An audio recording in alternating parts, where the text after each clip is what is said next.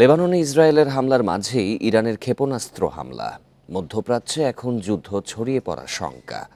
এই অবস্থায় বাংলাদেশের অর্থনীতি চাপে পড়তে পারে বলে জানাচ্ছেন বিশ্লেষকরা। বিশেষ করে তেল ও গ্যাসের দাম বাড়তে পারে, রেমিটেন্সেও বড় ধাক্কার আশঙ্কা।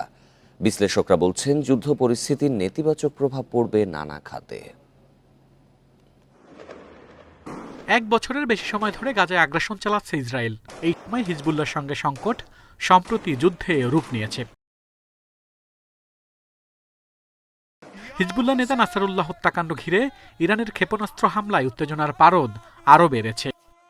গাজায় বাংলাদেশিরা না থাকলেও লেবানন, ইরান সহ মধ্যপ্রাচ্যের বিভিন্ন দেশে প্রবাসীদের বড় অংশ রয়েছেন। পরিস্থিতি জটিল হওয়ায় রেমিটেন্স প্রবাহ ব্যাপকভাবে ব্যাহত হওয়ার শঙ্কায় বিশ্লেষকরা।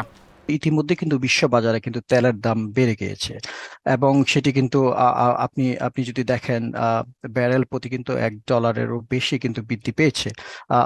তার মানে এটি অর্থনীতিতে একটি সামগ্রিক প্রভাব থাকবে। যুদ্ধের কারণে তেলের দাম আরও বাড়ার শঙ্কা আছে। এলএনজি আমদানিতে মধ্যপ্রাচ্য নির্ভরশীলতার কারণে গ্যাসের দাম বাড়তে পারে। যুদ্ধ পরিস্থিতি দীর্ঘায়িত হলে দেশের বৈদেশিক লেনদেন ভারসাম্যের উপর চাপ পড়বে। রেমিটেন্স প্রবাহের ক্ষেত্রে একটি বড় ধরনের বাধা তো আসবেই, আমাদের জ্বালানির ক্ষেত্রে বাধা আসবে এবং সার্বিকভাবে আমাদের অর্থনৈতিক ক্ষেত্রে একটা বড় ধরনের বাধা আসবে।